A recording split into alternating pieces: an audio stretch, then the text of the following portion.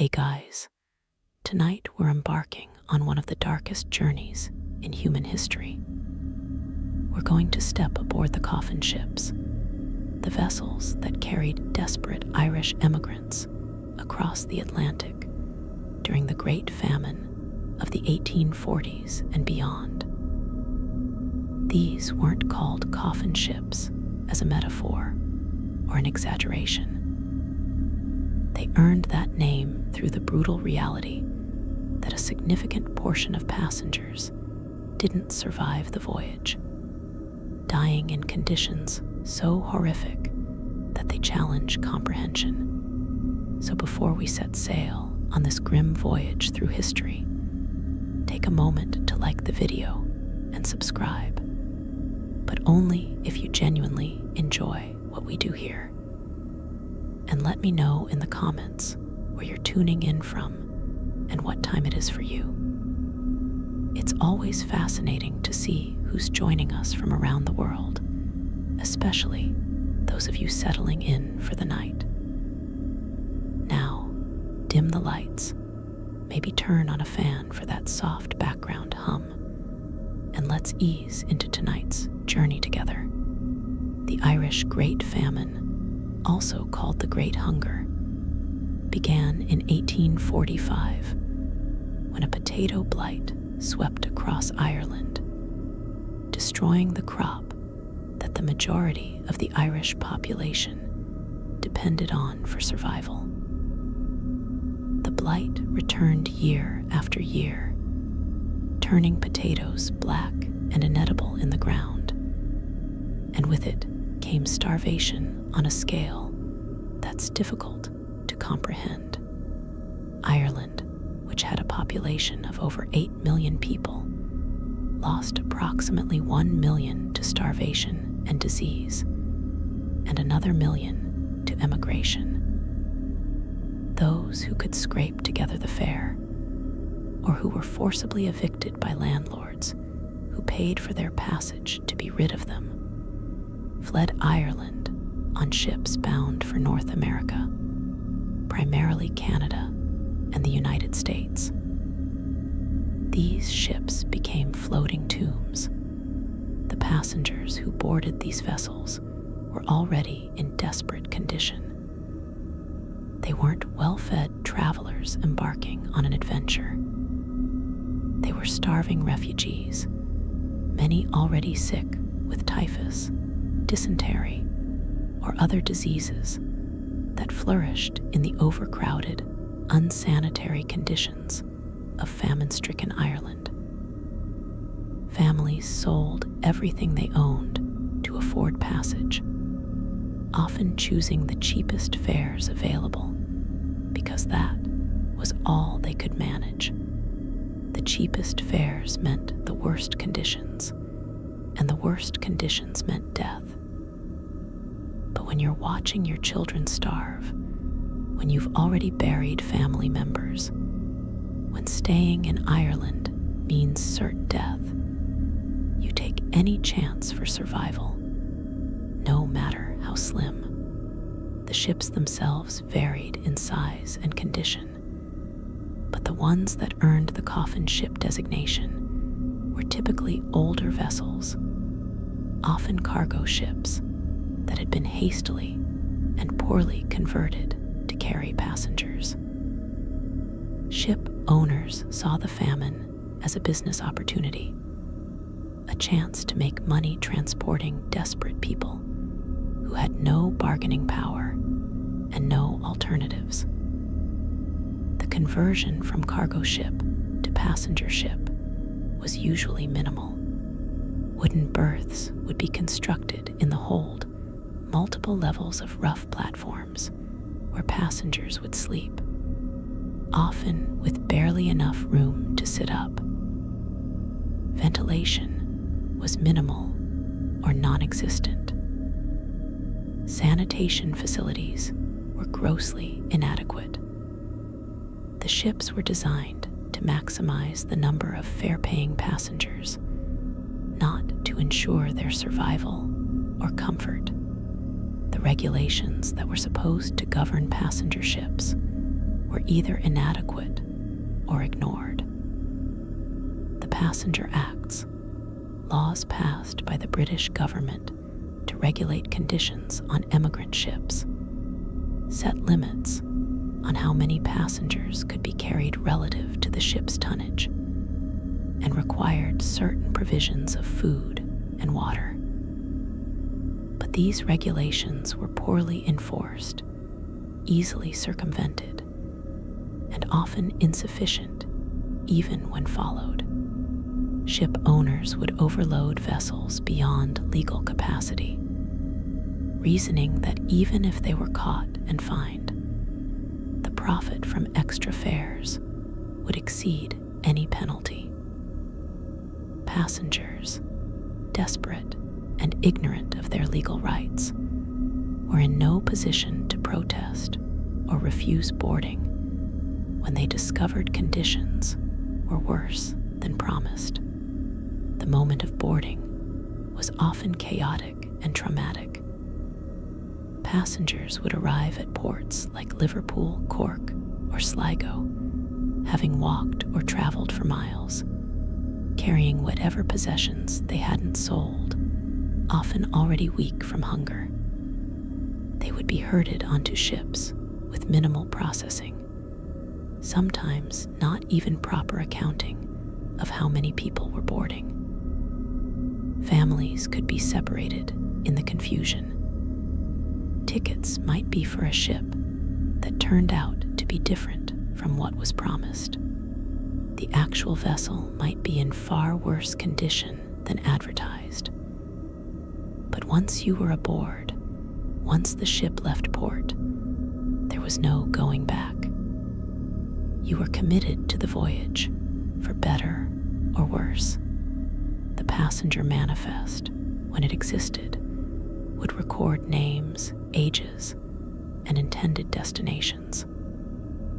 But these documents often told only part of the story. A family listed as 5 people might actually be 6 or 7, with infants not counted, or with relatives or neighbors traveling under one ticket to save money. The ages might be guessed or invented. The destinations were hopes rather than certainties. Many passengers had no clear idea where they would end up, just that they were going to America or Canada, distant places that represented survival and possibility. These manifests, which survive in archives today, are haunting documents. Reading through lists of names, knowing that a significant percentage of those people died during the voyage, transforms the administrative record into a memorial.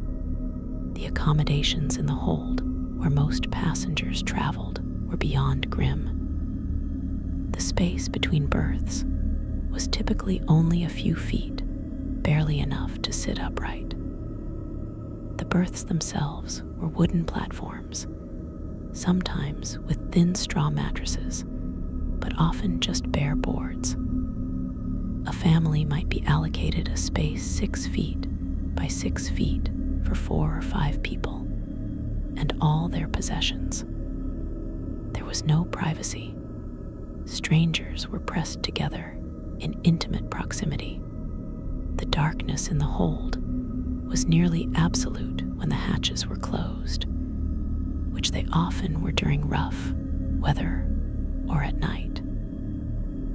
The only light came from a few oil lamps that provided inadequate flickering illumination and filled the space with smoke and fumes. The smell in the hold was overwhelming from the beginning of the voyage and became steadily worse. Hundreds of unwashed bodies, many already sick, were crammed into an enclosed space with poor ventilation. The smell of sweat, of clothes that hadn't been changed in weeks, of feet and armpits and breath, all merged into a thick, oppressive atmosphere. And this was just the beginning. Within days, other smells would be added to this base layer of human odor. The smell of vomit from seasickness, which afflicted nearly everyone in the early days of the voyage. The smell of feces and urine from the inadequate toilet facilities. The smell of infection and disease. And eventually, the unmistakable smell of death and decay. The toilet facilities, such as they were, consisted of a few privies on deck, essentially boxes with holes in them positioned over the side of the ship. During good weather, passengers might be allowed on deck to use these facilities. But in bad weather, when the decks were dangerous, or when hatches were battened down, passengers had to use buckets in the hold. These buckets would fill quickly with hundreds of people sharing them, and they would often spill in the rough seas, spreading waste across the floor of the hold. The stench from this alone was enough to make breathing difficult. Add to this the fact that many passengers were suffering from dysentery, which caused uncontrollable diarrhea, and you begin to understand the conditions in which these people lived for weeks or months. The food provided was barely sufficient in quantity and often terrible in quality. The passenger acts required ships to provide certain rations, typically including water, ship's biscuit, flour, oatmeal, and sometimes salt pork or fish. But the quality of these provisions varied enormously. The biscuits, hard tack that needed to be soaked in water to be edible, were often infested with weevils. The flour might be moldy or mixed with sawdust. The water stored in casks became stagnant and contaminated. The portions were calculated to keep passengers just barely alive, not to maintain health or strength. Many passengers had brought some food with them, potatoes if they could get them, oatmeal, bread. But these supplies ran out quickly, and there was no way to replenish them during the voyage. Cooking facilities were another nightmare.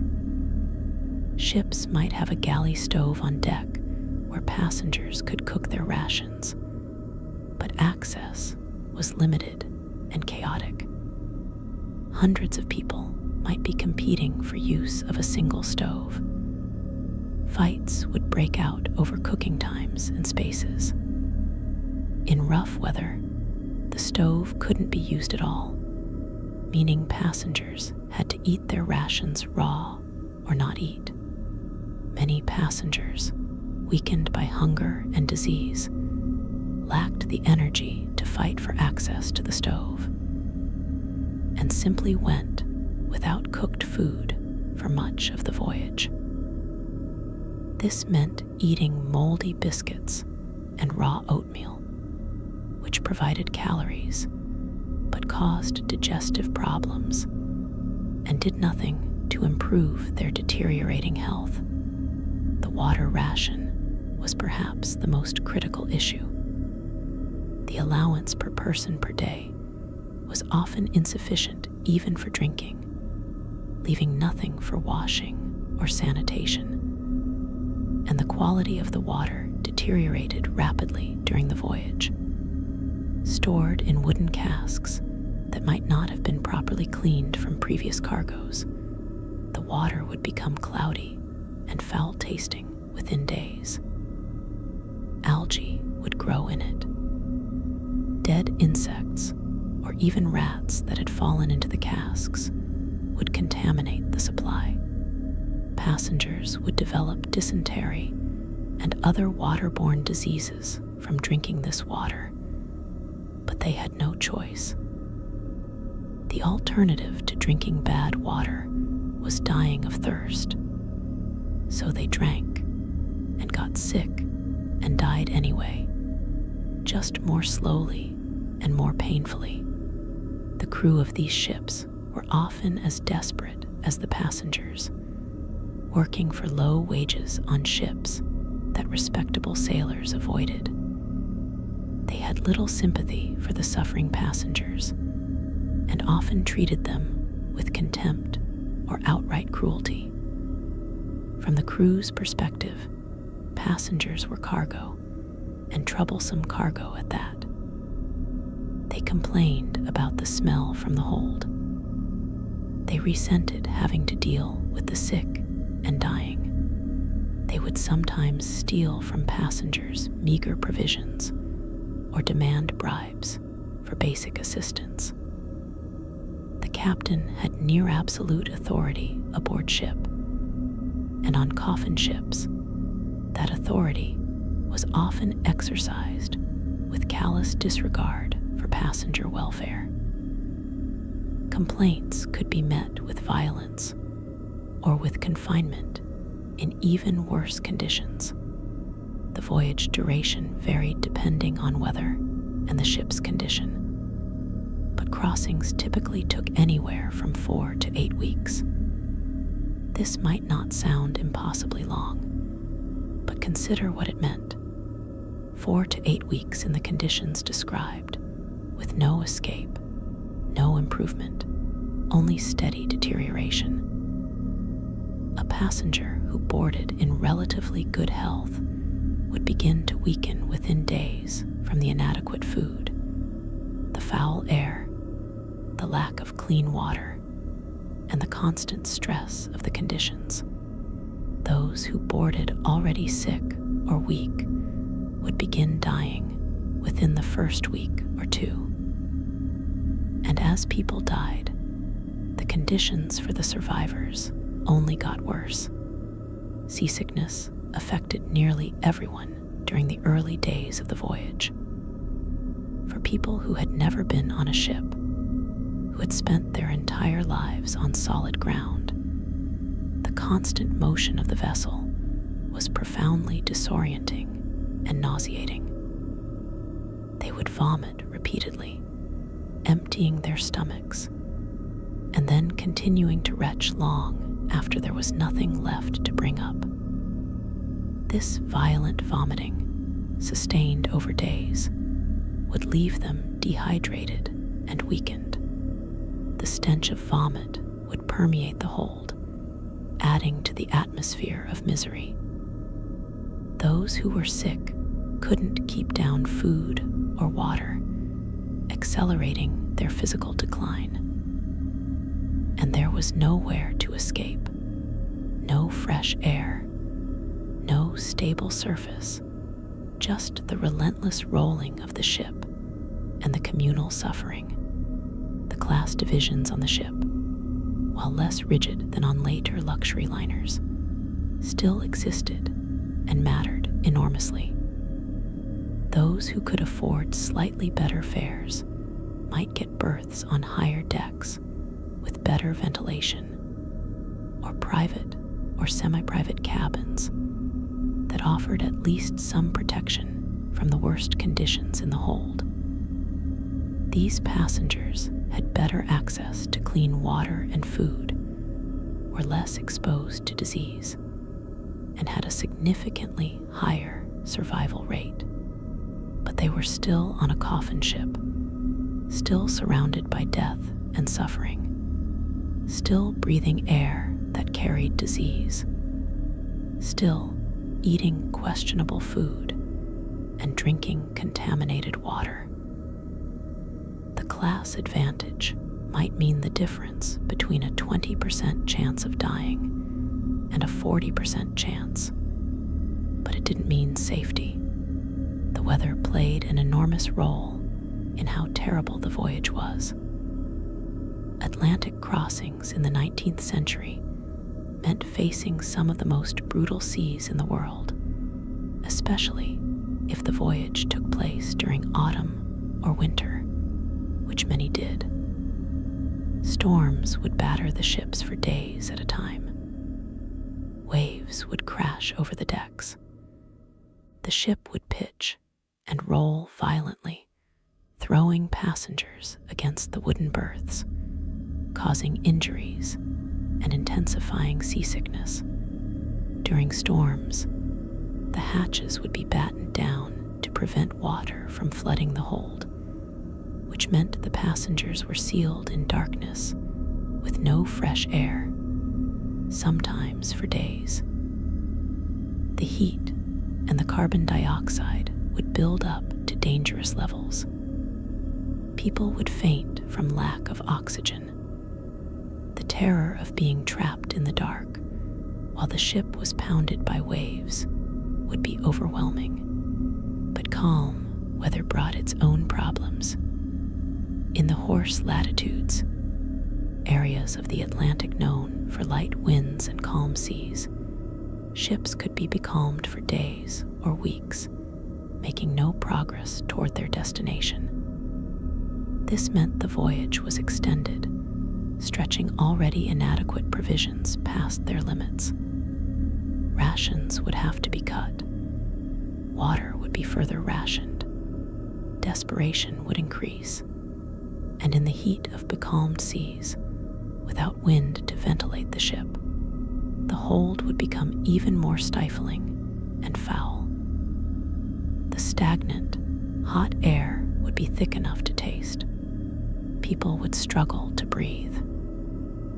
The heat would accelerate the spread of disease and the deterioration of what little food remained. The psychological impact of these conditions was as devastating as the physical effects. Imagine being in that hold, lying on a wooden platform in near total darkness, surrounded by the sounds of hundreds of people moaning, crying, praying, arguing, dying. The constant noise would be maddening. You could never rest properly because someone was always crying out or moving or coughing. The lack of privacy would be dehumanizing. Every bodily function would be public. You couldn't grieve privately when a family member died. You couldn't comfort your children without others listening. The loss of dignity, the reduction to animal survival, the helplessness of your situation, all of this would weigh on your mind as heavily as the hunger weighed on your body. The children suffered most visibly and most tragically. They had the least physical resilience, the least understanding of what was happening, and the most vulnerability to disease and starvation. Children would cry constantly, calling for food that didn't exist, for comfort that couldn't be provided, for relief from suffering that had no end in sight. Parents would watch helplessly as their children wasted away, growing thinner and weaker with each passing day. The sounds of children crying, whimpering in their sleep, calling out in delirium when fever took them. These formed a constant background chorus of misery that never stopped. Some parents would go without their own meager rations to give a little more to their children, starving themselves in a desperate attempt to keep their sons and daughters alive. Often, it made no difference. The children died anyway. The diseases that spread through the Coffin Ships were varied and deadly, each with its own particular horror. Typhus, also called ship fever or famine fever, was perhaps the most notorious. This disease, spread by body lice in the overcrowded, unsanitary conditions, caused high fever, terrible headaches, and a characteristic rash. Victims would become delirious, thrashing in their berths, crying out, sometimes becoming violent. The fever would burn through them, leaving them dehydrated and weakened.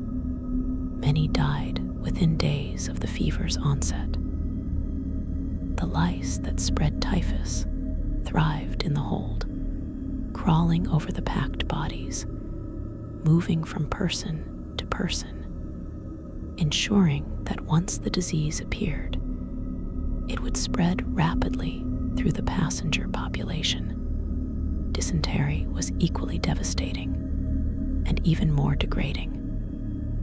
This disease, caused by contaminated water and food, produced violent diarrhea that left victims too weak to move. In the conditions of the hold, where access to toilets was limited and often impossible, dysentery victims would soil themselves repeatedly, lying in their own waste, too weak to clean themselves or move away. The smell was indescribable. Other passengers, forced to remain in close proximity, would be sickened by it. The dehydration from dysentery was rapid and severe. Victims would beg for water, but the water itself was often what had made them sick in the first place. They would waste away, their bodies consuming themselves, becoming skeletal before death finally came as a mercy. Cholera appeared on some ships, though it was less common than typhus and dysentery. When it did appear, it killed with terrifying speed. A person could seem relatively well in the morning and be dead by evening. The symptoms were violent and alarming, explosive diarrhea and vomiting that quickly led to severe dehydration. The skin would turn blue-gray, the eyes would sink into the skull, the body would become cold despite the fever that raged internally. Cholera created panic even among populations accustomed to death because of how quickly it killed and how obviously it spread from person to person. When cholera appeared on a coffin ship, the mortality rate would spike dramatically, with dozens dying within days. Tuberculosis, consumption as it was called then, was a slower killer, but was endemic among the Irish population even before the famine. The disease, which caused coughing, fever, and wasting, was highly contagious in the close quarters of the ship's hold. Those who boarded already suffering from tuberculosis would worsen rapidly in the foul air. They would cough constantly, bringing up blood, struggling for breath. And their coughing would spread the disease to others. Tuberculosis didn't necessarily kill during the voyage itself. Many victims survived the crossing only to die weeks or months later. But it claimed countless lives and weakened many more, making them vulnerable to other diseases. Scurvy appeared on longer voyages, especially those that were extended by bad weather or becalming. This disease, caused by lack of vitamin C, was well known to sailors, but was no less horrible for being familiar. The symptoms included exhaustion, bleeding gums, loosening teeth, old wounds reopening, and bruising all over the body. In advanced stages, victims would bleed internally and from every orifice. The Irish emigrants, whose diet in Ireland had been monotonous, but had at least included potatoes, which contain vitamin C, found themselves on ships where fresh food was completely unavailable. Within weeks, scurvy would begin to appear, adding to the diseases already ravaging the passengers. Starvation itself was a constant reality and a cause of death for many. The rations provided were insufficient for maintaining health, barely enough to keep people alive under ideal circumstances. But circumstances were far from ideal. Seasickness prevented many from eating. Disease increased caloric needs, even as it decreased appetite.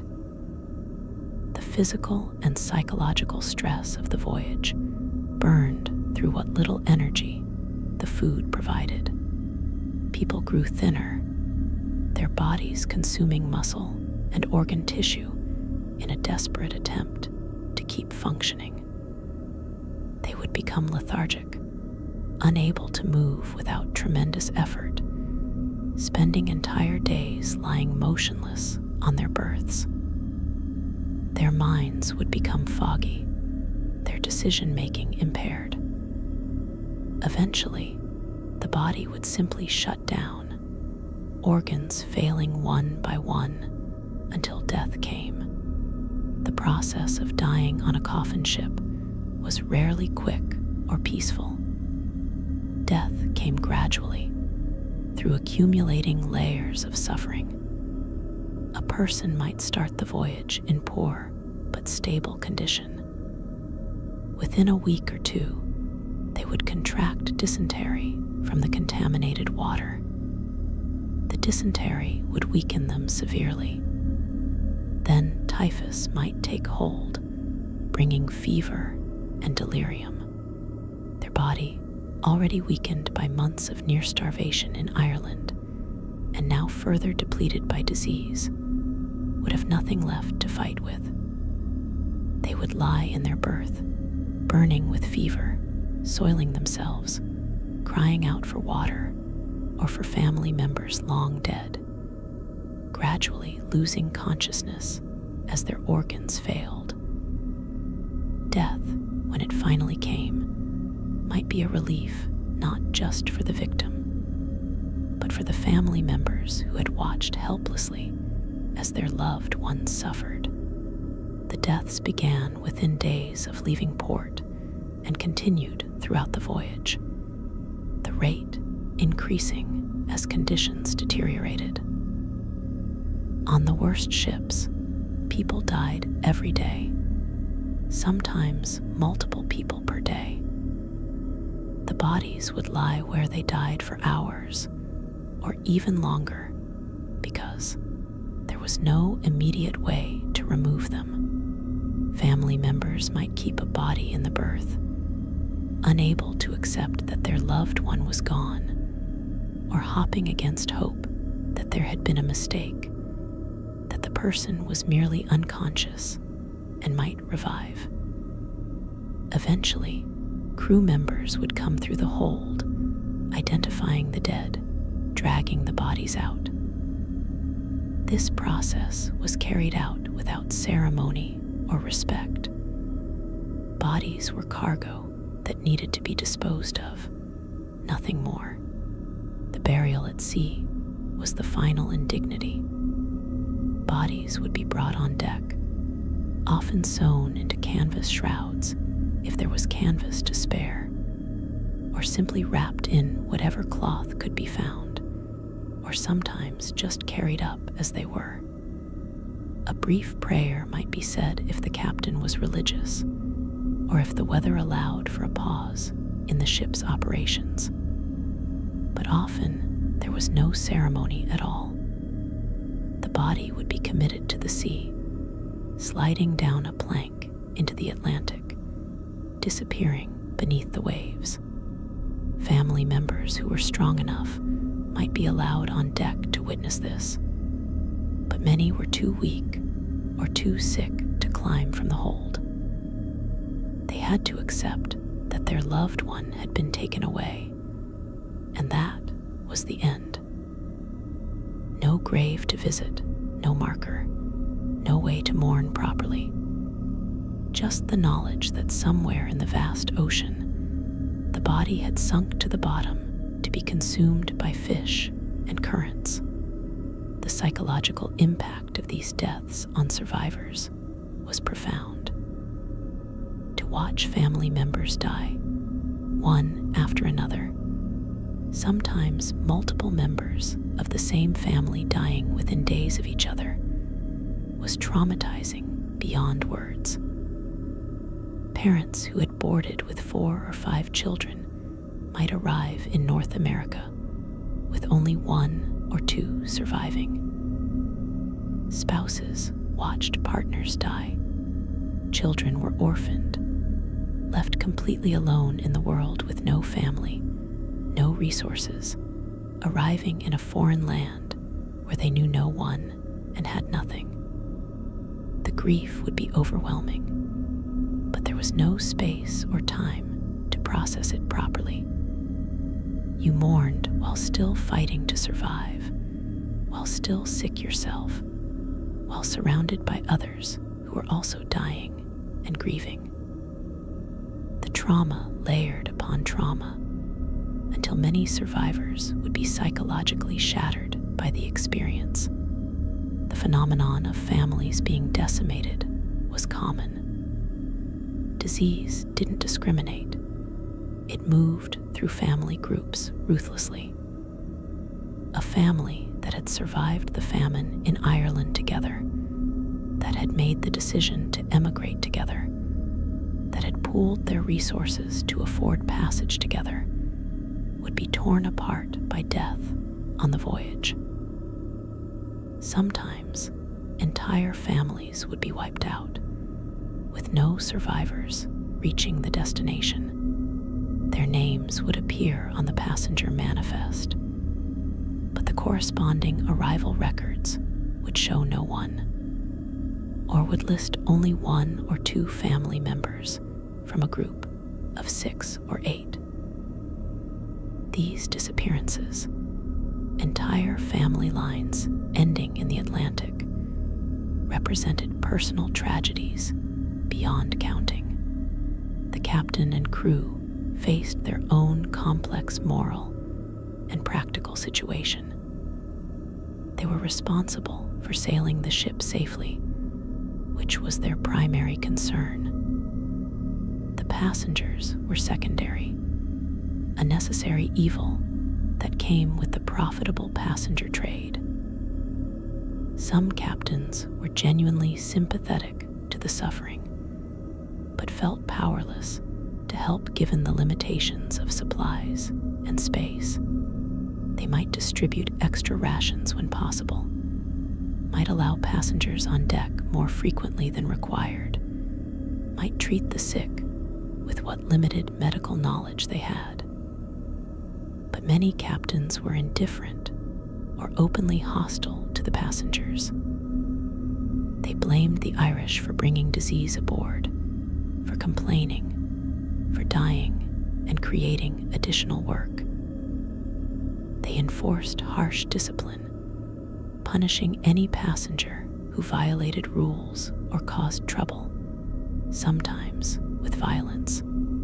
The crew members who had to enter the hold to remove bodies, or to distribute rations, or to try to maintain some minimal order, were at high risk of contracting disease themselves. Many crew members did get sick, and some died during the voyages. This created a grim practical problem. If too many crew members died or became incapacitated, the ship itself might not be able to continue the voyage. There were cases of ships arriving in port with most of the crew dead or dying, the vessel barely under control, having been sailed by whoever was still able to stand. The crew's fear of disease made them even more hostile to the passengers, whom they saw as the source of contagion. They would avoid entering the hold when possible, would interact with passengers as little as possible, would sometimes refuse to help even when help was desperately needed. The medical care available on these ships ranged from inadequate to non-existent. Ships were not required to carry doctors, and most didn't. Some had a person designated as a surgeon, But this might be someone with minimal medical training, perhaps a butcher or a barber who had some experience with cutting and bleeding patients, the standard medical treatments of the era. These ship's surgeons had few medicines available and limited ability to treat the diseases that ravaged the passengers. Typhus, dysentery, cholera. These were not understood in terms of their causes, and there were no effective treatments. The surgeon might administer laudanum for pain, might attempt bloodletting in the mistaken belief that it would balance the humors, might prescribe rest and fresh air, which were impossible in the hold. Mostly, the sick were left to either recover on their own or to die. The lack of effective medical intervention meant that diseases ran their natural courses, unchecked and unmitigated. A person with typhus would suffer through the full progression of the disease, with nothing to ease their suffering beyond perhaps some water and the useless ministrations of desperate family members. The delirium of high fever would cause victims to cry out, to thrash, to try to leave their berths and wander through the hold. Other passengers would have to restrain them, which was difficult when everyone was weak. The fever might last for days or weeks before either breaking or killing the patient. Those who survived the acute phase would be left severely weakened, vulnerable to other infections, and might die later from complications. The death toll wasn't just from the initial diseases, but from the cascading effects of weakened immunity and accumulated damage.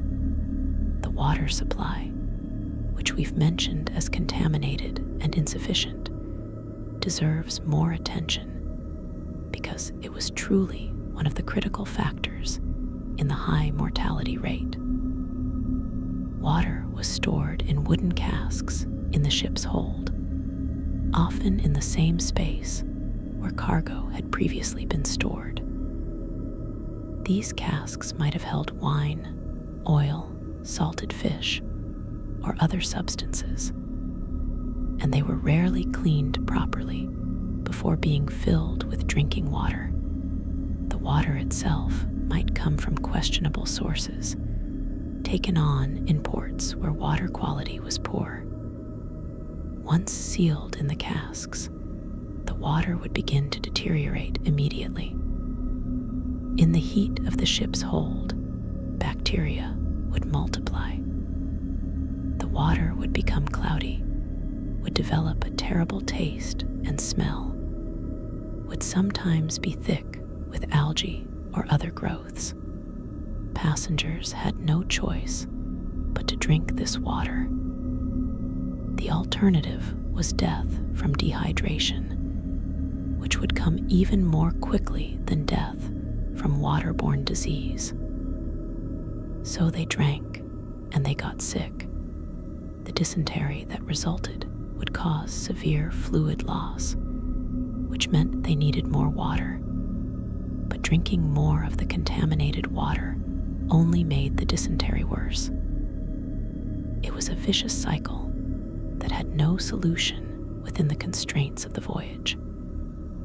Some passengers tried to improve the water by adding vinegar or other substances they had brought. But these folk remedies were ineffective against serious bacterial contamination. The water killed almost as effectively as the diseases it carried. The issue of ventilation in the hold was another critical factor in the mortality rate. Fresh air was essential for health, but the design of the ships and the practices of the crew meant that the hold received very little.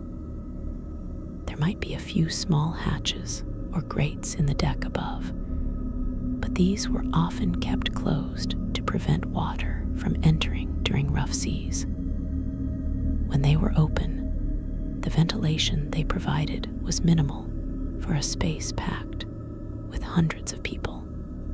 The air in the hold became stale, depleted of oxygen, and heavy with carbon dioxide from so many people breathing in such a confined space. This bad air contributed to the spread of disease and made existing respiratory problems worse. The lack of fresh air also meant that the various smells of the hold, which we've described, couldn't dissipate. Instead, they concentrated and intensified. The stench would become so powerful that it was a physical presence, something you could taste, something that coated your throat and lungs. People would become somewhat desensitized to it through constant exposure. But newcomers entering the hold, crew members who had been on deck, would retch immediately upon opening the hatch. Passengers who managed to get time on deck for fresh air would dread having to return below, knowing they were descending back into that foul atmosphere. The air itself seemed diseased, seemed to carry sickness, and in a sense it did, filled as it was with the exhalations of hundreds of sick people. The complete lack of privacy affected every aspect of life aboard. People were forced to witness things that should have been private. Couples who needed intimacy had none available. Women who were menstruating had no private space to deal with it, no access to clean cloths or water for washing. Pregnancy and childbirth occurred in full view of strangers.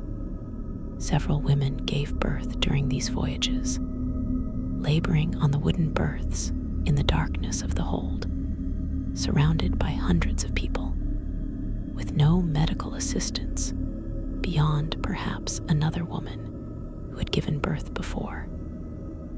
The mortality rate for both mothers and infants was extremely high. The conditions were so unsanitary that infection was almost inevitable. Many women died in childbirth or shortly after from puerperal fever. Most of the bobbies born during these voyages died within days or weeks. Too weak to survive in the disease-ridden environment, the loss of these infants was particularly tragic because they represented hope, new life, beginning even as so many lives were ending. Parents who had dreamed of their child being born in the new world, in a place of opportunity and freedom, instead watched them die on a coffin ship, having lived only long enough to experience suffering. These tiny bodies would be committed to the sea along with the adults, barely registering as individuals in the ship's records, just another statistic in the death toll. The grief of parents who lost newborns was compounded by the physical weakness and illness that often followed childbirth, leaving mothers unable to properly mourn or to care for other children who still survived and needed them. Question of religion and faith among the passengers is important to understand. The Irish were predominantly Catholic, and their faith was central to their identity and their understanding of suffering. Many saw the famine and the voyage as tests from God, trials to be endured with prayer and faith. Others struggled with their faith, questioning how God could allow such suffering. Priests sometimes traveled on these ships, either as emigrants themselves or as chaplains, and they would try to provide spiritual comfort. They would hear confessions, administer last rites, lead prayers. But they were as powerless as anyone else to stop the dying. They could offer the promise of heaven, but they couldn't provide food or clean water or medicine. For some passengers, faith was the only thing that kept them going, the belief that their suffering had meaning, and that better things awaited in the next life, if not in this one. But faith could only do so much in the face of relentless physical suffering. Prayer didn't fill empty stomachs or cure disease. The rosary beads that many passengers clutched provided psychological comfort, but no practical help. Some passengers lost their faith entirely during the voyage, unable to reconcile the horror they were experiencing with the idea of a loving God. Others had their faith strengthened, interpreting survival as divine intervention and viewing the deaths of loved ones as God calling them home. The hold would echo with prayers, sometimes organized group prayers led by a priest or a devout passenger. Other times, individual prayers, whispered or cried out in desperation. The prayers would mingle with the moans, and crying to create a soundscape of suffering and attempted transcendence. The arrival at the destination, when it finally came, was not the salvation that passengers had dreamed of during the darkest moments of the voyage. Ships arriving in Canadian ports, particularly at Grosse Isle, the quarantine station in Quebec, would be met with horror by officials who saw the condition of the passengers. Ships would sometimes arrive with a quarter or even a third of their passengers dead, with many of the survivors seriously ill. The quarantine procedures, which were supposed to prevent the spread of disease into the general population, meant that passengers might be kept aboard ship or in quarantine facilities for additional weeks. The conditions in quarantine were often not much better than on the ships. Overcrowded and unsanitary facilities where disease continued to spread. Some passengers died during quarantine, having survived the ocean crossing only to succumb so close to freedom. Others were released from quarantine, still weak and sick, arriving in North America with nothing. No money, no family, no resources, weakened by months of starvation and disease. The promised land turned out to be a place where they were unwanted, viewed with suspicion and hostility by local populations who feared the diseases they brought, and who didn't want poor Irish immigrants competing for jobs. Many passengers who survived the Coffin Ships would die within months of arrival, never recovering their health, never achieving the better life they had sacrificed everything to reach. The orphans created by the Coffin Ships were particularly vulnerable. Children who had lost their parents during the voyage would arrive alone, often very young, sometimes sick themselves. They would be processed through immigration and quarantine with no adult to care for them or advocate for them. Some would be taken in by charitable organizations or by relatives who had emigrated earlier. But many would end up in orphanages, in workhouses, or simply abandoned on the streets of North American cities. They had survived the ship, but their chances of survival in the New World were not much better. These children carried the trauma of what they had witnessed and experienced, often without the language or emotional tools to process it. Many would be psychologically scarred for life. The Coffin Ship voyage, a defining trauma that shaped everything that came after. Statistics, when we look at them, are almost numbing in their scale. On some of the worst voyages, mortality rates reached 30% or even higher, meaning that 1 in 3 passengers died during the crossing. Averaged across all the Coffin ships during the famine years, historians estimate that perhaps 20% of passengers died at sea or in quarantine shortly after arrival. Given that over 1 million people emigrated during this period, that translates to hundreds of thousands of deaths. Each number represented a person, someone with a name and a family and dreams and fears. The scale of loss was genocidal in its impact on Irish communities. Entire villages depopulated not just by those who left, but by those who died trying to leave. The ship owners and captains who operated these coffin ships faced varying levels of accountability. Some were prosecuted for violating passenger regulations, for carrying too many passengers, or for failing to provide adequate provisions.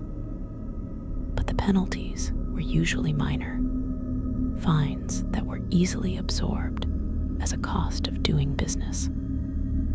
Few faced serious legal consequences, and even fewer faced any social or professional consequences. The emigrant trade was too profitable, and the passengers too poor and powerless to effectively demand justice. Some captains who had presided over particularly deadly voyages simply continued in the business, taking on new loads of desperate emigrants, condemning more people to the same fate. The system that enabled the coffin ships to operate was not reformed significantly until after the worst of the famine had passed and the flow of emigrants had slowed. The letters that survivors sent back to Ireland, when they were literate and able to write, painted pictures that ranged from cautiously optimistic to devastatingly honest. Some survivors, perhaps trying to spare their families the full truth, or hoping to encourage others to follow them, would write about the difficulties of the voyage in understated terms. They would mention that it had been hard, that some had taken ill, but would focus on their arrival and their hopes for the future. But other letters were more direct, describing the horrors they had witnessed in detail, warning family members not to attempt the journey, saying that the coffin ships were worse than staying in Ireland, even with the famine.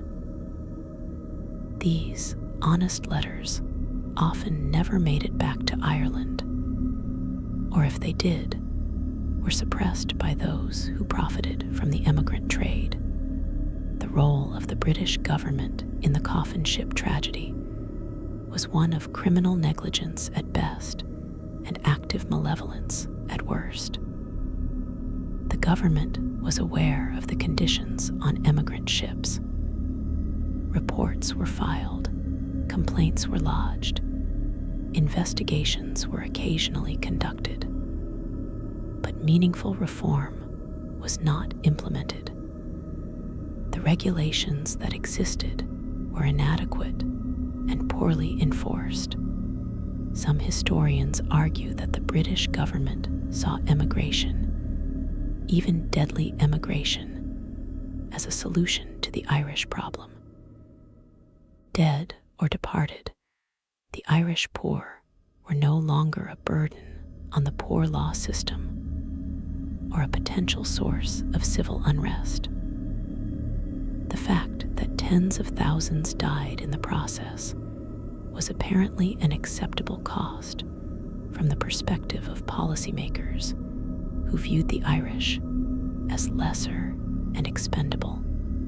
The landlords who paid for passage for their evicted tenants were engaging in what we might now call social cleansing. They were removing people from their estates, clearing the land for more profitable uses, and doing so in a way that absolved them of responsibility for what happened next. Once the tenants were on a ship, they were no longer the landlord's concern. If they died during the voyage, well, that was unfortunate, but not the landlord's fault. Some landlords chose the cheapest possible passage, knowing full well that this meant higher mortality rates, but reasoning that dead tenants were as good as emigrated tenants from their perspective. Both options removed people from the land, which was the ultimate goal. The moral bankruptcy of this position is staggering. The specific ships that became notorious as Coffin Ships carried names that became synonymous with death.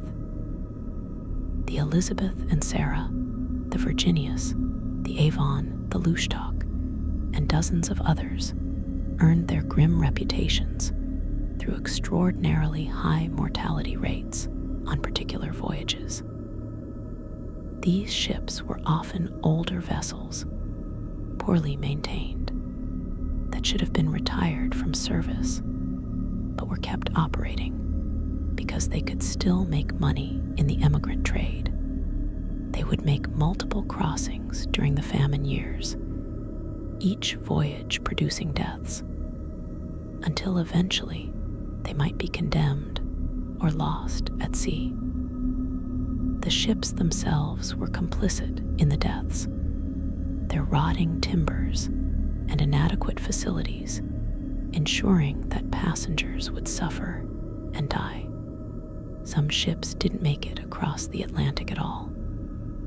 They foundered in storms, struck icebergs, ran aground, or simply fell apart from poor maintenance and the stress of the voyage. When an emigrant ship sank, everyone aboard typically died.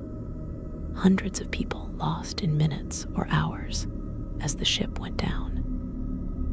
These maritime disasters added to the death toll, though they were in some ways merciful compared to the slow death of disease and starvation on ships that did complete the crossing.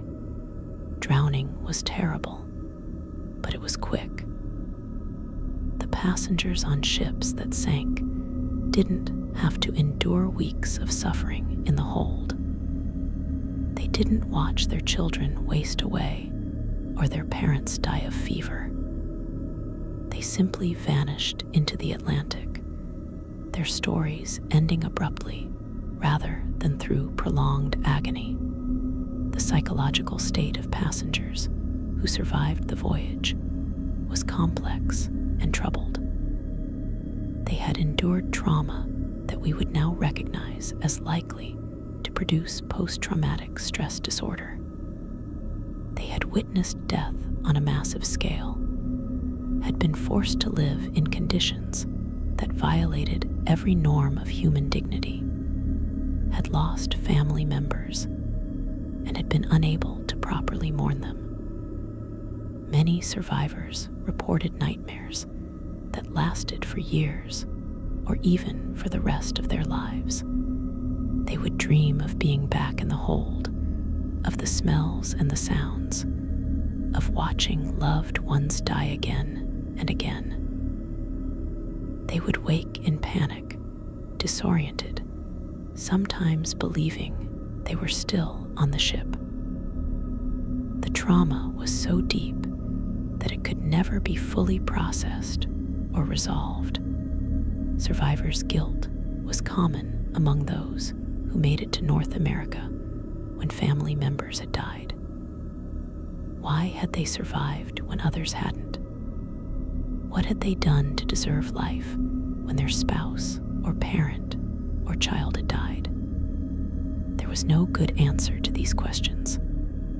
Survival had often been a matter of luck, of having a slightly stronger constitution, of not being in the wrong place when disease spread through a particular section of the hold.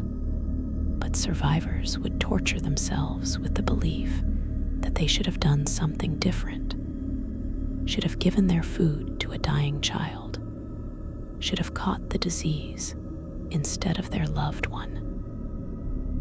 This guilt would compound the grief, making it harder to move forward, harder to build new lives in the new world. The adaptation to life in North America for coffin ship survivors was extraordinarily difficult. They arrived with nothing, having spent everything on passage, or having lost what little they had during the voyage. They were physically weakened, often still recovering from illness. They had no job skills that transferred well to the North American economy. Most had been farmers or laborers in rural Ireland and found themselves in ports and cities where those skills weren't in demand. They faced discrimination from the existing population, who viewed them as disease carriers and as competition for jobs. The Irish were stereotyped as lazy, stupid, criminal, subhuman. Finding work was difficult. Finding housing was worse. Many survivors ended up in slums, in conditions that, while not quite as bad as the coffin ships, were still appalling. The Irish communities that formed in North American cities were shaped by the coffin ship experience. The shared trauma created bonds between survivors, but it also created a culture marked by loss and suffering. The immigrants tried to recreate aspects of Irish life, maintaining language and customs and faith, but everything was filtered through the experience of the famine and the voyage. The songs that were sung in Irish neighborhoods often dealt with themes of exile, death, and loss. The stories that were passed down focused on suffering and endurance. The coffin ships became part of the collective memory, a defining moment in Irish American identity, remembered with a mixture of horror and pride. Horror at what had been endured, pride that people had survived and built new lives despite it. The second generation, the children of survivors, grew up hearing stories about the coffin ships, though often the stories were incomplete or sanitized. Many survivors couldn't bear to talk about the full truth of what they had experienced, so they would mention the voyage in passing, or would focus on particular incidents while omitting the worst details. Children would know that their grandparents or parents had come from Ireland during the famine, that the journey had been hard, that people had died, but they might not understand the full scope of the horror. This partial knowledge created a sense of something unspoken, a family trauma that existed in the background, but was never fully confronted. Some survivors refused to talk about it at all, the memories too painful to revisit even decades later. The physical health problems that survivors carried with them affected their ability to thrive in their new lives. Many had permanent damage from the diseases they had contracted. Tuberculosis, even in those who survived the acute infection, often caused chronic respiratory problems. The malnutrition of the famine years and the voyage left people with weakened bones, poor teeth, and compromised immune systems. Dysentery and other gastrointestinal diseases could cause lasting digestive problems. Typhus sometimes left neurological damage. Survivors might live for decades after the voyage, but with diminished health, dying younger than they otherwise might have, never fully recovering from what their bodies had endured during those weeks at sea. The women who survived faced particular challenges.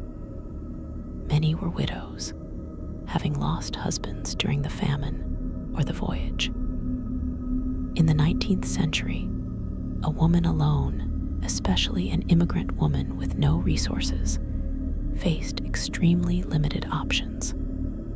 Some found work as domestic servants, which at least provided room and board.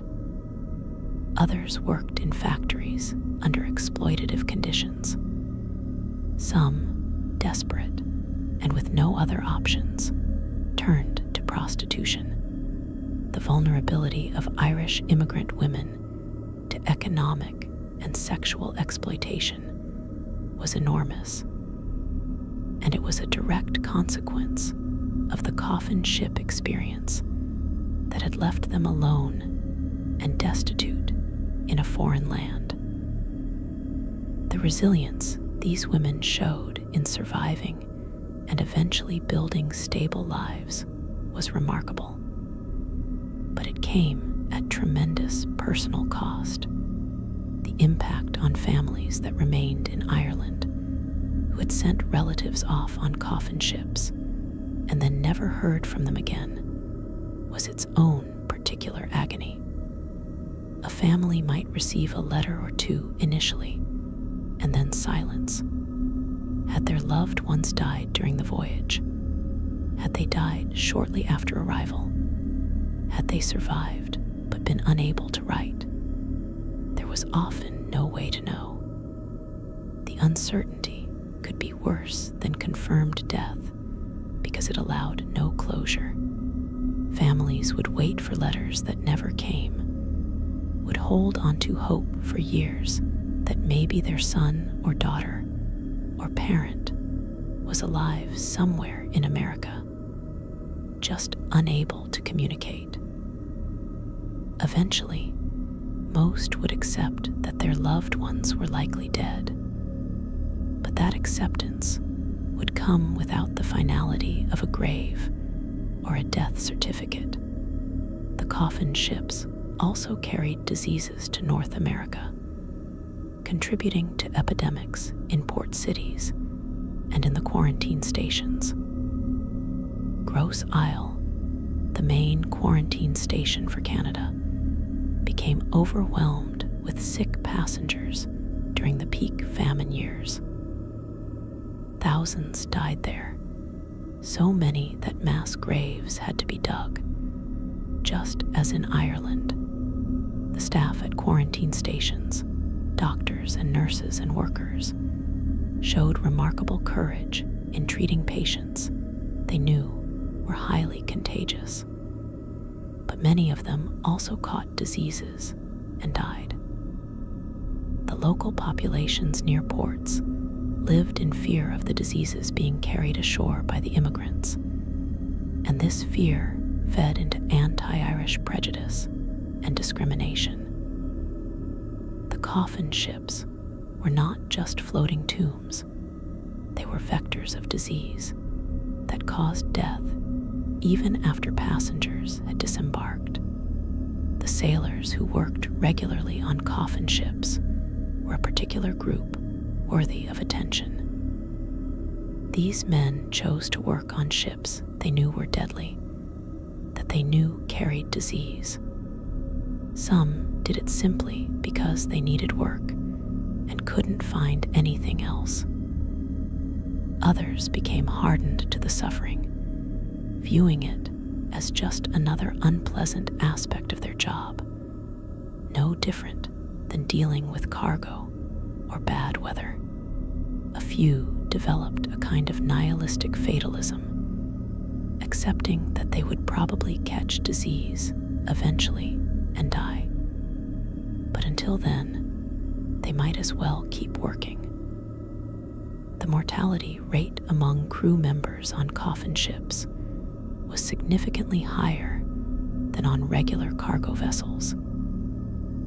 Many sailors did indeed catch typhus or cholera from the passengers and died during the voyage or shortly after.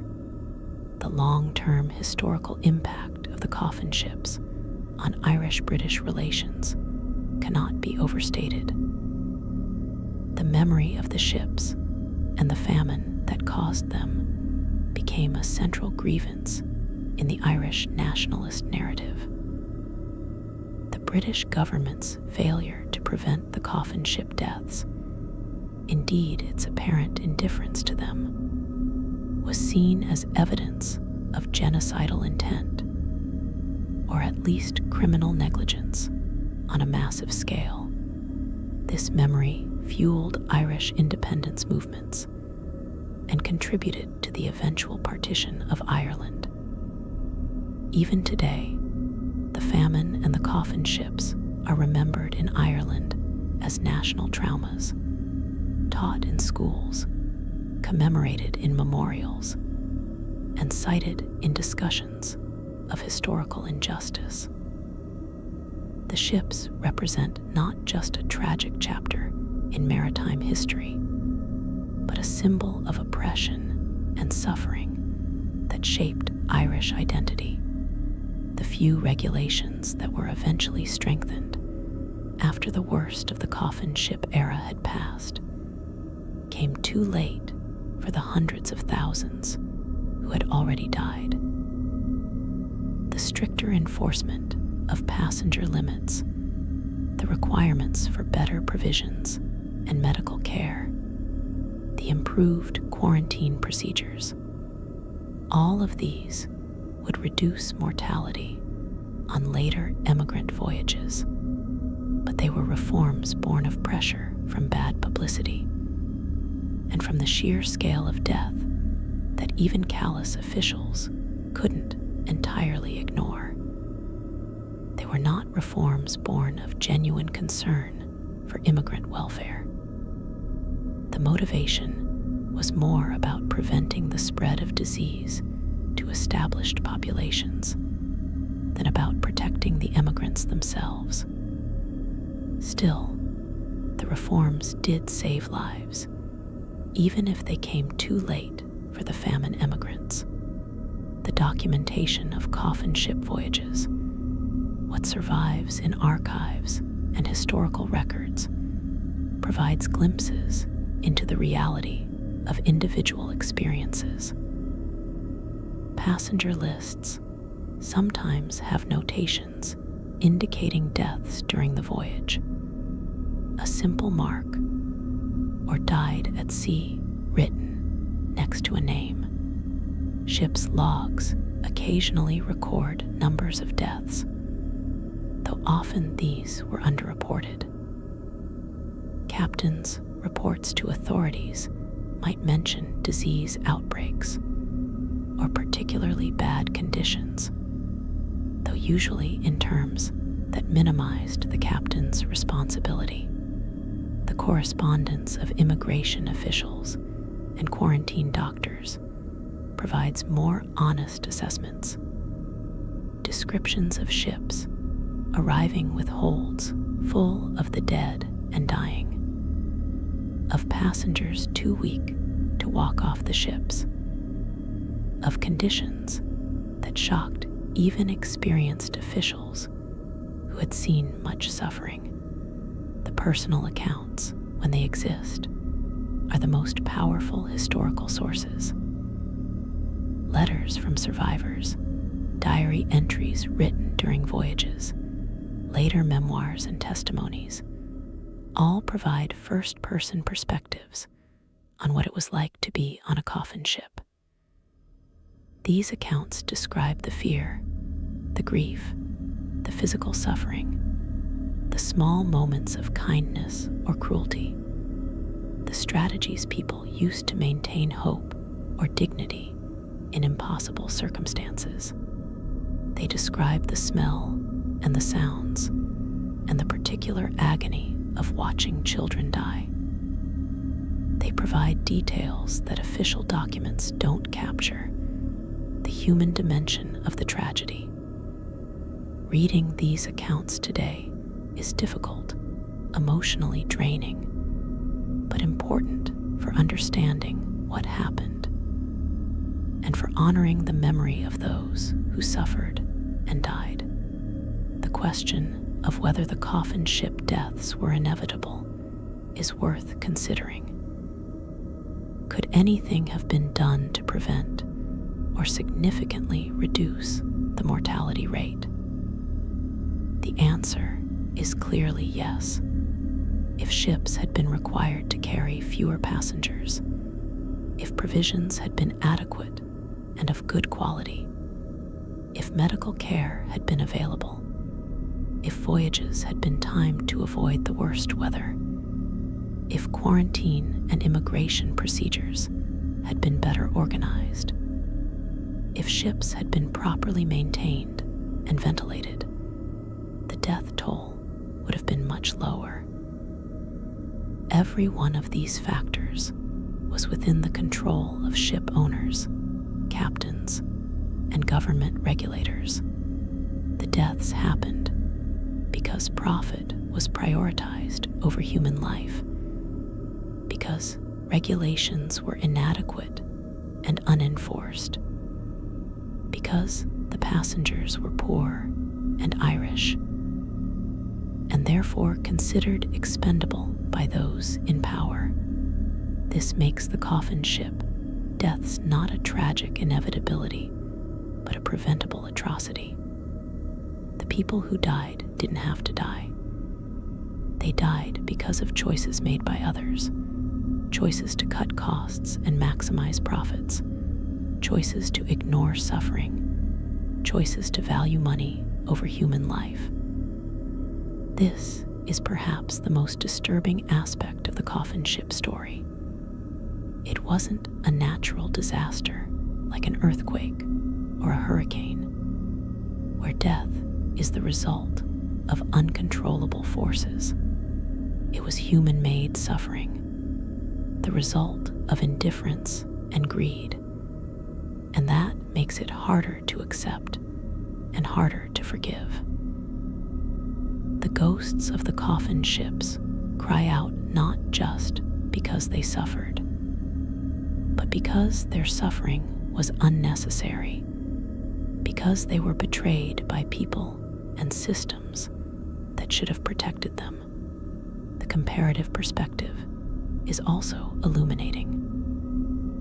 At the same time that coffin ships were carrying Irish emigrants across the Atlantic, with mortality rates of 20 or 30%, other passenger ships were making the same crossing with much lower death rates.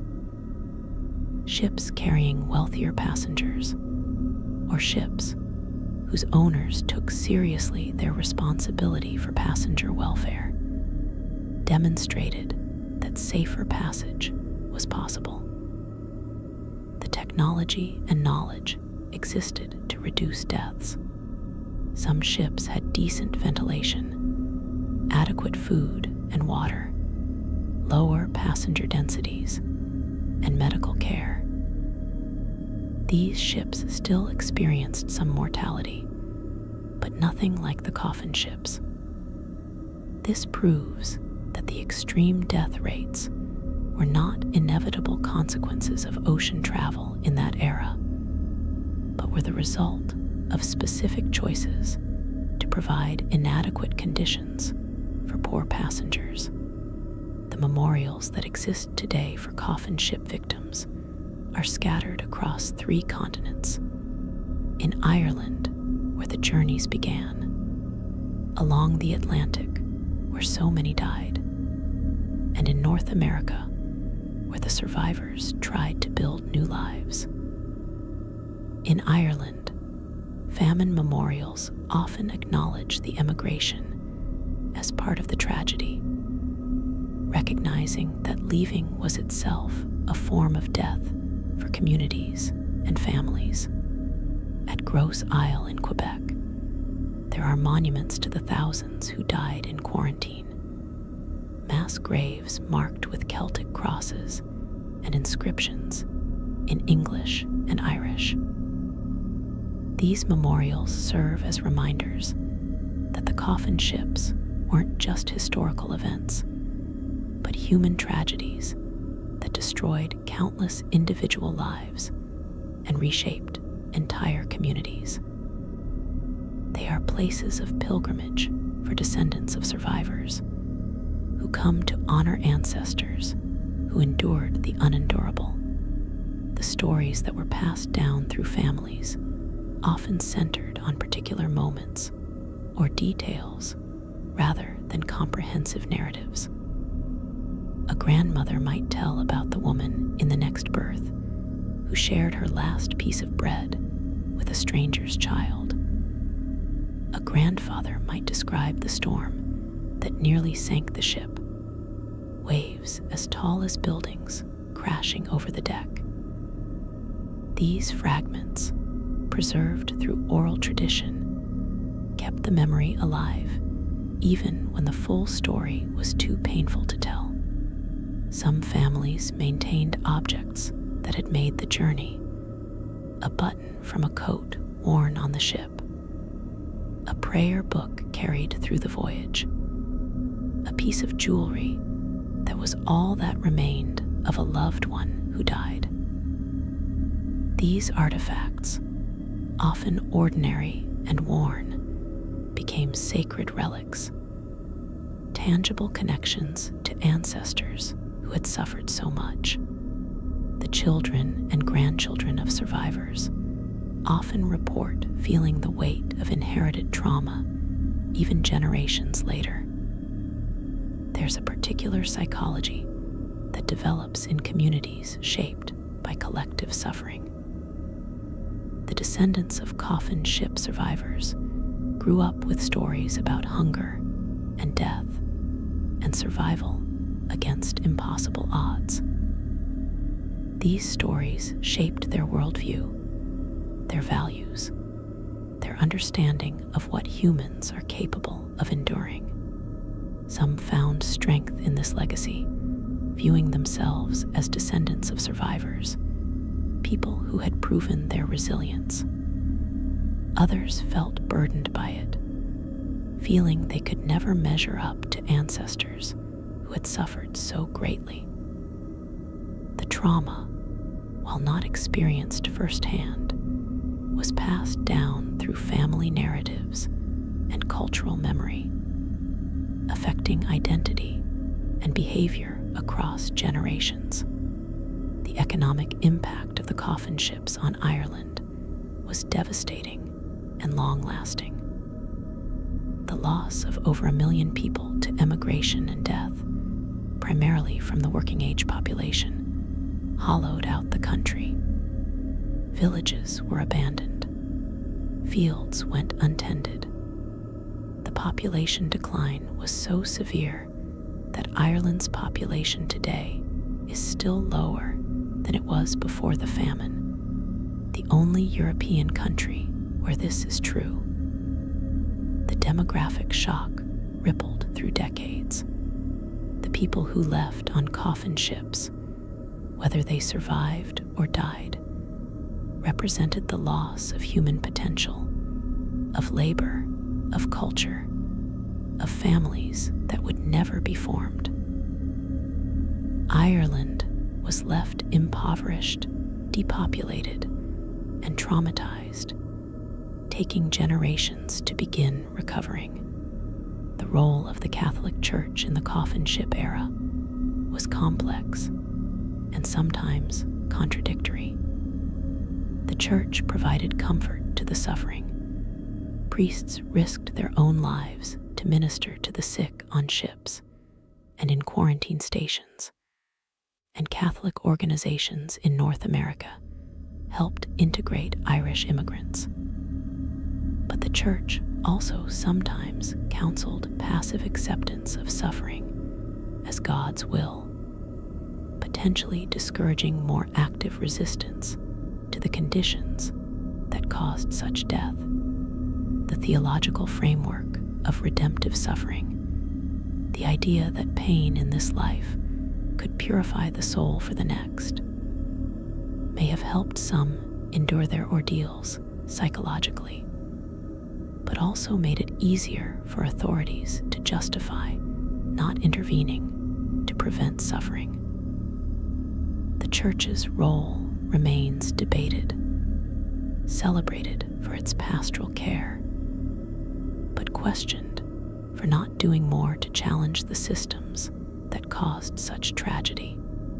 The comparative suffering aboard coffin ships and slave ships is worth acknowledging, though the two should not be equated without recognizing crucial differences. Slave ships were instruments of a system designed to capture, transport, and enslave people, denying their fundamental humanity. Coffin ships, while horrific, were carrying people who were theoretically free, who had chosen to emigrate even if that choice was made under duress of starvation. But the conditions on both types of vessels shared disturbing similarities. The overcrowding, the disease, the high mortality rates, the dehumanization, the prioritization of profit over lives. Some historians have noted that mortality rates on the worst coffin ships actually exceeded those on many slave ships. A grim statistic that speaks to the absolute depths of human suffering that economic systems can create when unchecked by regulation or compassion. The question of agency haunts the coffin ship story. To what extent were passengers making free choices versus being forced by circumstances beyond their control? Most passengers didn't want to leave Ireland. They were pushed out by famine, by eviction, by the collapse of their ability to survive in their homeland. Once they decided to emigrate, or had the decision made for them by landlords paying for their passage, they had little choice about which ships to take or what conditions to accept. They couldn't negotiate for better berths or demand improvements. The only real choice was to board or not to board, and for most, staying behind meant certain death from starvation. So they boarded, accepting conditions they knew were likely to kill them, because there was a chance, however slim, of survival and a new life. This constrained agency, this choice between terrible options, is its own form of oppression. The medical understanding of the time, or lack thereof, contributed significantly to the death toll. Doctors didn't understand germ theory, didn't know that diseases were caused by microorganisms transmitted through contaminated water, air, and close contact. They believed in miasmas, bad air that carried disease, which led to some correct conclusions, like the importance of ventilation, but also to useless interventions like bloodletting. They didn't understand the importance of hand washing or basic sanitation. They had no antibiotics or effective treatments for bacterial infections. Even a well-meaning doctor, had one been present on every coffin ship, couldn't have prevented most of the deaths given the limitations of medical knowledge. But understanding why they couldn't help doesn't absolve the system that put people in situations where they desperately needed medical help in the first place. The psychological resilience required to survive a coffin ship voyage was extraordinary. Passengers had to maintain the will to live in circumstances that seemed designed to extinguish that will. They had to watch loved ones die and somehow keep going. They had to endure physical suffering that pushed the body to its absolute limits. They had to do all of this while crammed in darkness with hundreds of strangers, with no privacy and no respite. The strength this required, the daily decision to keep fighting for survival rather than giving up, speaks to something fundamental about human resilience. But we should be careful about romanticizing this. Resilience shouldn't have been necessary. People shouldn't have been placed in situations where survival required heroic fortitude. The fact that many did survive is testament to human strength, but the fact that they had to suffer at all is testament to human cruelty. The dreams and hopes that passengers carried aboard coffin ships were often all they had left. They dreamed of land in America, of opportunities, of food, of safety, of lives where their children wouldn't starve. These dreams sustained them through the voyage, gave them something to hold on to when everything else was being stripped away. For those who survived, some dreams came true eventually, though often not in the ways imagined, and never without carrying the scars of what they had endured. For those who died, the dreams died with them, unfulfilled aspirations buried in the Atlantic or in North American soil. The tragedy of the coffin ships isn't just that people died, but that they died on the threshold of the lives they had sacrificed everything to reach. The concept of home became complicated for survivors. Ireland was home, but it was also the place of starvation and trauma, the place they had fled. North America was the destination, but it never quite became home in the full sense. Many survivors felt themselves in exile, displaced people who belonged neither to the place they had left nor fully to the place they had arrived. This sense of displacement, of existing between worlds, became part of Irish American identity.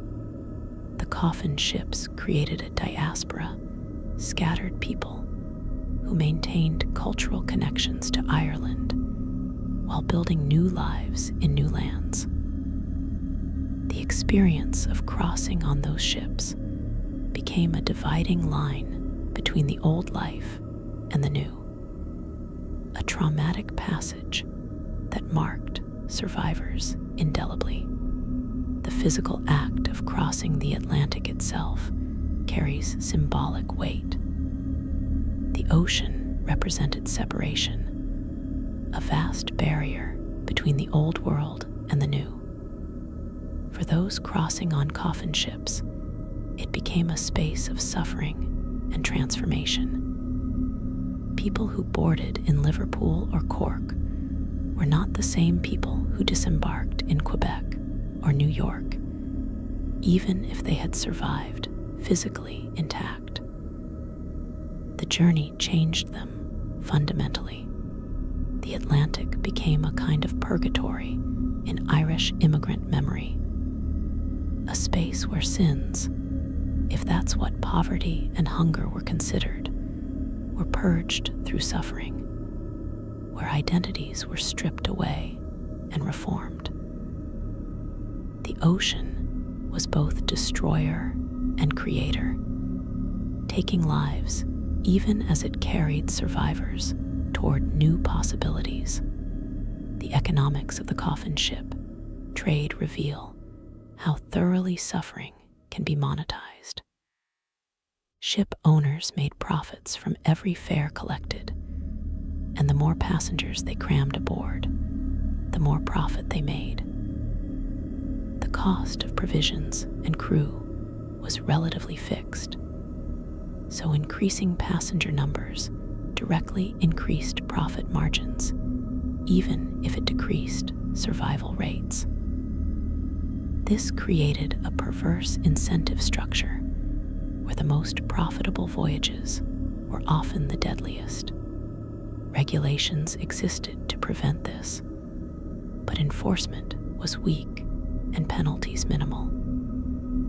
The invisible hand of the market, operating without moral constraints, created a system that efficiently converted desperate poor people into money while producing death as a byproduct. This is capitalism at its most brutal and unregulated, and the Coffin Ships should stand as a warning about what markets can do when divorced from ethical considerations.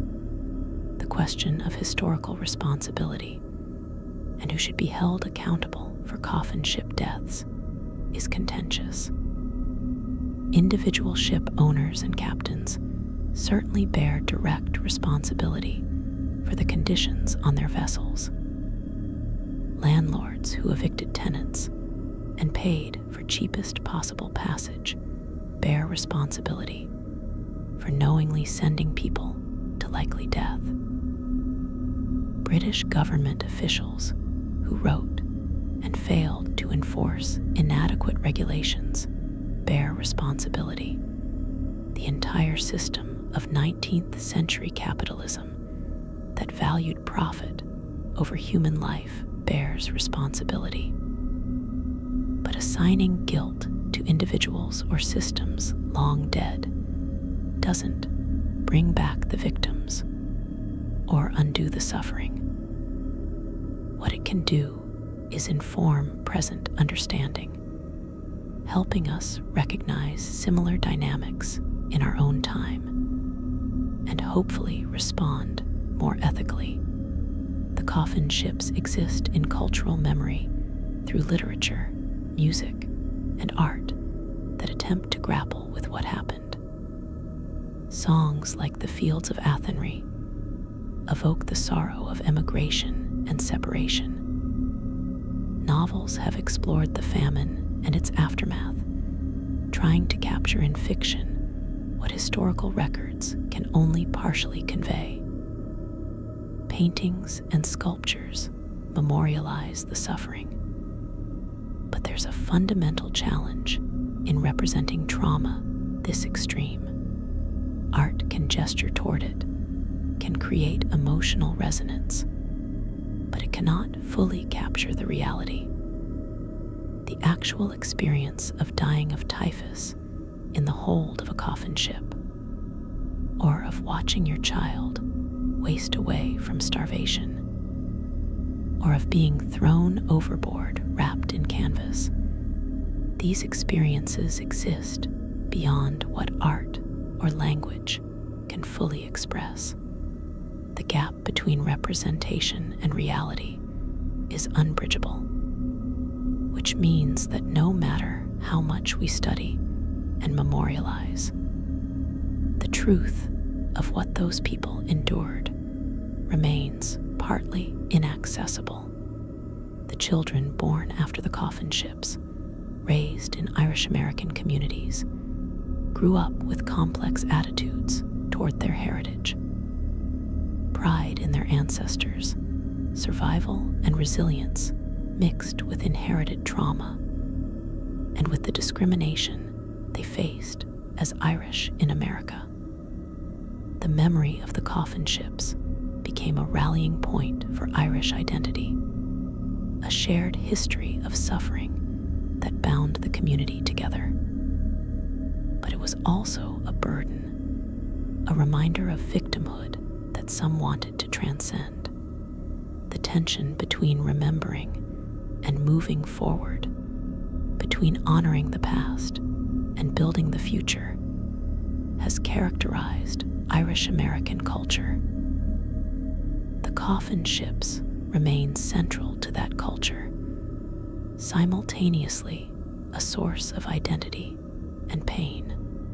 The practical lessons of the Coffin Ship era about how to treat refugees and migrants remain relevant today. The desperate people boarding those ships were climate refugees, fleeing environmental disaster in the form of crop failure. They were economic refugees, fleeing poverty and starvation. They were essentially stateless people, unwanted in their homeland and unwelcome in their destinations. The parallels to modern refugee situations are obvious, and the Coffin Ship story stands as both warning and challenge. How do we ensure that modern refugees don't face similar conditions? How do we balance sovereignty and economic concerns with basic humanitarian obligations? The fact that we're still grappling with these questions, nearly 2 centuries later, suggests that we haven't fully learned the lessons the Coffin Ships should have taught. The documentation and preservation of Coffin Ship history has improved in recent decades as historians have paid more attention to social history and to the experiences of ordinary people rather than just political leaders and major events. Archives have been searched for passenger lists, ship logs, immigration records, and personal correspondence. Oral histories have been collected from descendants of survivors. Archaeological work has been done at sites like Grosse Isle.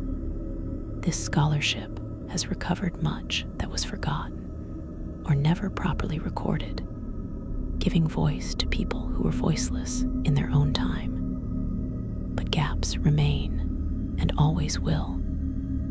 Many ships kept poor records or none at all. Many passengers were illiterate and left no written accounts. The experiences of the poorest passengers, those in the worst conditions, are often the least documented because they were the least likely to survive and the least likely to have the resources to record their stories if they did. The emotional landscape of a coffin ship was shaped by extremes. There was terror, especially during storms or when disease was spreading rapidly. There was despair when death seemed inevitable and suffering endless. There was grief for lost loved ones, often unprocessed because survival required pushing forward rather than pausing to mourn. But there was also love, families clinging together, parents sacrificing for children, strangers showing unexpected kindness. There was hope, however fragile, that somehow things would improve.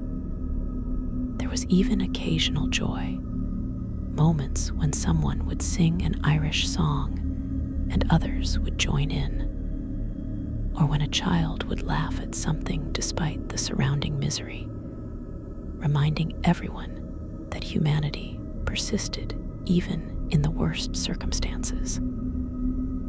These moments of light made the darkness more bearable, though they couldn't eliminate it.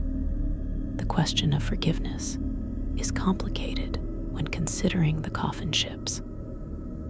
Can or should we forgive the people who created these conditions, who profited from suffering, who failed to intervene?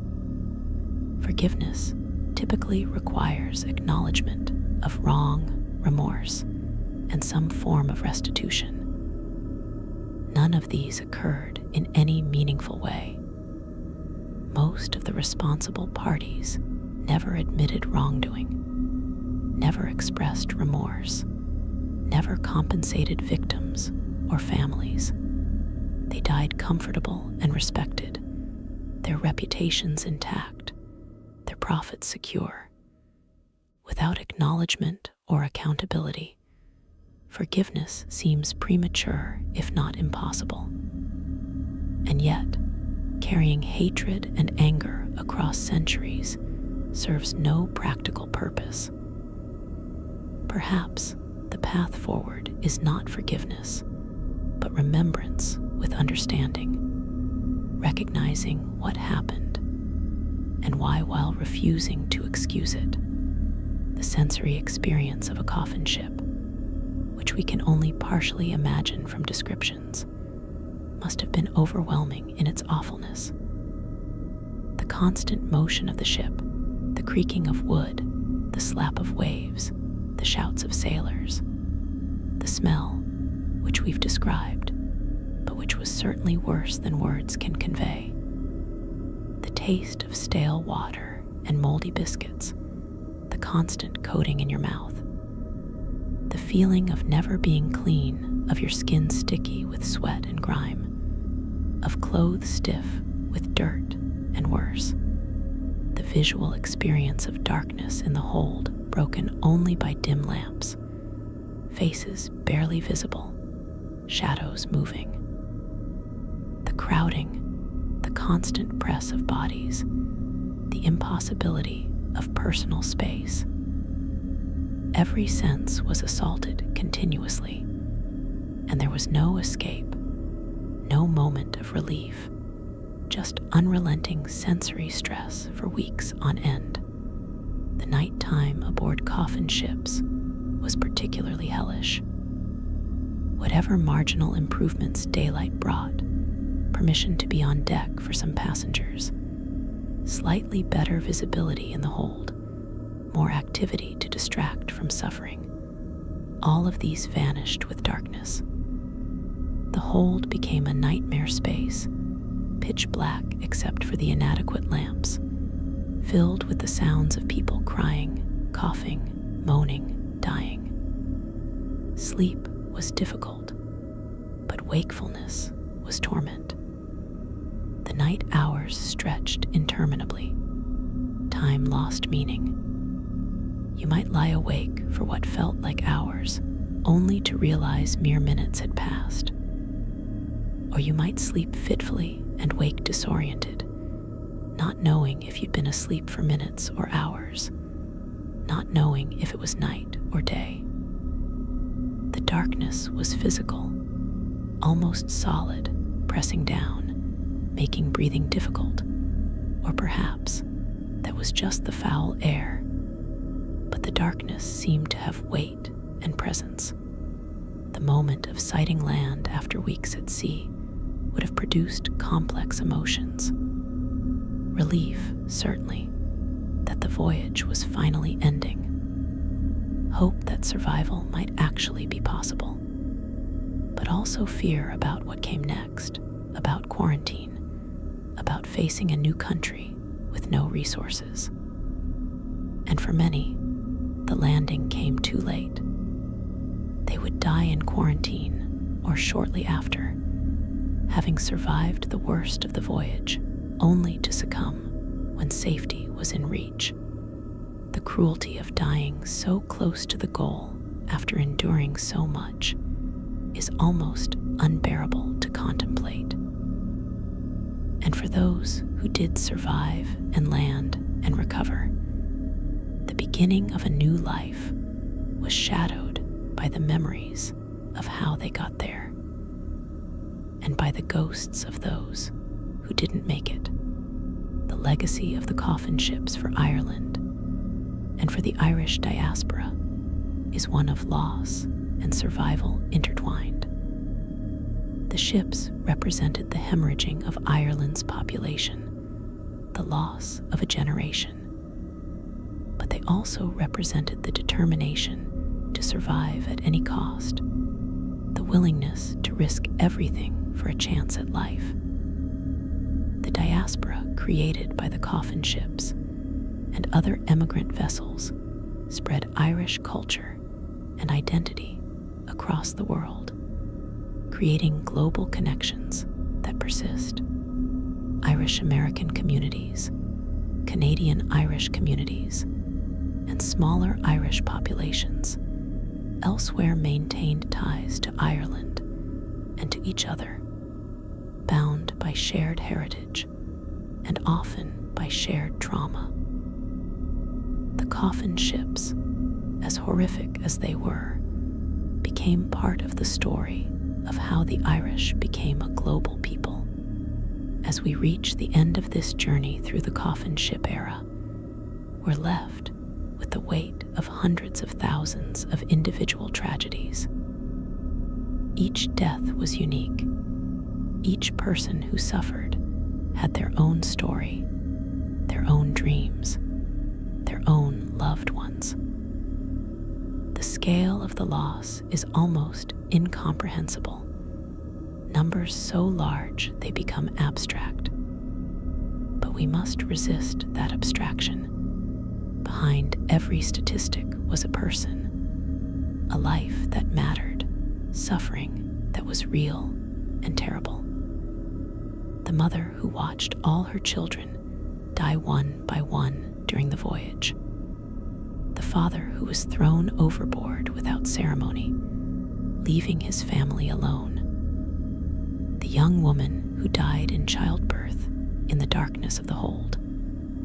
The child who called for water that couldn't be given. Each of these people deserves to be remembered as an individual, not just as part of a mass tragedy. The Coffin Ships challenge us to confront uncomfortable truths about human nature and about systems of power. They show us what happens when profit is valued more than life, when the powerful are indifferent to the suffering of the powerless, when regulations exist but aren't enforced, when an entire group of people is deemed expendable. These aren't just historical lessons. They're warnings that remain relevant. Similar dynamics exist today in different forms. Refugees dying in Mediterranean crossings, migrants dying in deserts or in detention, people perishing because of indifference or because helping them isn't profitable.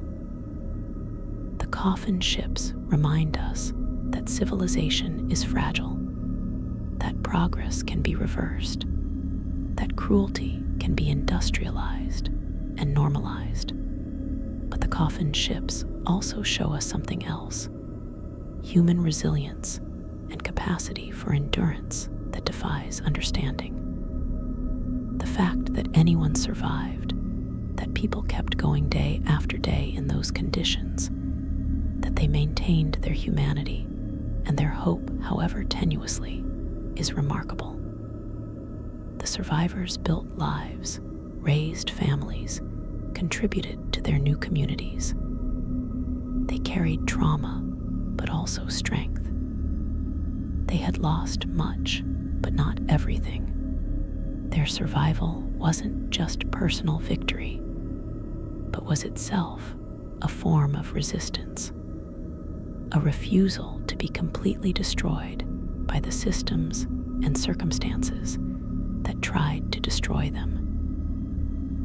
This resilience doesn't justify the suffering, doesn't make the tragedy acceptable, but it does honor those who endured it. Tonight, as you prepare for sleep, perhaps you'll think about the stark difference between your circumstances and those of Coffin Ship passengers. You have shelter, safety, enough to eat, clean water, the freedom to move as you choose. These things that seem ordinary, basic, were denied to hundreds of thousands of people who wanted nothing more than to survive. The Coffin Ships remind us not to take our comforts for granted, to recognize that the conditions we consider minimal standards of human dignity are luxuries that not everyone in history has had, and that not everyone in the world today has. They remind us to be grateful for what we have while also being committed to ensuring that similar tragedies don't happen to others. The Atlantic Ocean, which claimed so many coffin ship victims, holds their memories in its depths. Every wave that crashes against the shore carries echoes of those who drowned or who were buried at sea. The ocean was both the path to possible salvation and the site of tremendous suffering. It's a liminal space in the Irish story, separating the old world from the new, the past from the future, the dead from the living. The coffin ships crossed those waters, leaving trails of death behind them. Bodies in the water, ghosts in the hold, trauma in the survivors. The ocean is vast and indifferent. It doesn't remember or mourn, but we can. We can bear witness to what happened on those crossings, can speak the names of the victims when records preserve them, can acknowledge the magnitude of loss. The memory of the coffin ships, preserved in monuments and in family stories and in historical scholarship, serves multiple functions. It honors the dead and the survivors. It educates about a dark chapter in history. It warns about what can happen when systems fail or when the vulnerable are exploited. It contributes to Irish identity and to understanding of the diaspora. But perhaps most importantly, it stands as a testament to suffering that was real, that mattered, that shouldn't be forgotten. In a world that constantly pushes us to move on, to focus on the present and future, the coffin ships demand that we also look back, that we remember, that we learn. The dead can't speak for themselves, but we can speak for them, can tell their stories, can ensure that they aren't lost to time. Rest now, in comfort and safety that coffin ship passengers could barely imagine. Rest, but remember. Remember that the world contains both tremendous beauty and tremendous cruelty. Remember that systems can fail catastrophically, that regulations without enforcement are meaningless, that the powerful often don't protect the vulnerable without being forced to. Remember also that humans can endure almost anything, that hope persists in the darkest circumstances, that love and kindness exist even in hell. The coffin ships taught all these lessons at a terrible price. The dead paid that price. The least we can do is learn from it, carry the memory, and commit ourselves to building a world where such tragedies are truly relics of history rather than continuing realities. Sleep well and hold close the humanity that the coffin ship passengers maintained, even when everything else was being stripped away. Good night.